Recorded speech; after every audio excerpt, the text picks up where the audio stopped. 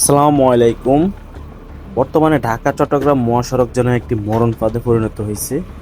কারণ সম্প্রতি ভারী বর্ষণের কারণে অনেক বৃষ্টিপাত হওয়ার কারণে আপনার ঢাকা চট্টগ্রাম মহাসড়কেই অনেক ছোট ছোট কিছু গর্ত হয়েছে, যা দিন দিন বড় আকার ধারণ করতেছে।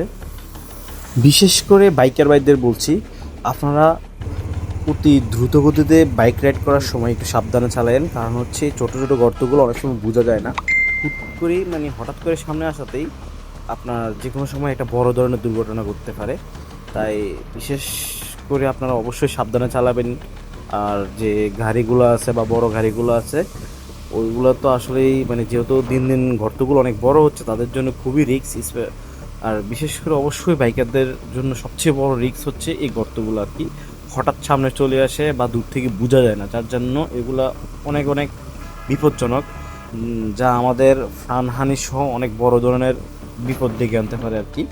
তাই সবার কাছে অনুরোধ, সবাই ধীরে সুস্থে সাবধানে চালায়েন আর চেষ্টা করবেন গতি কমে চালানোর জন্য। রাতের বেলা ড্রাইভ করার সময় গর্তগুলো দেখা যায় না বললেই চলে।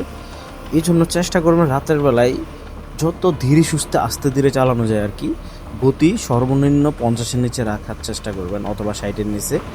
কারণ হচ্ছে রাতের বেলা অন্ধকার, তার মাঝে গর্তগুলা যে অন্ধকার হয়ে থাকে, তো তার জন্য বোঝা যায় না।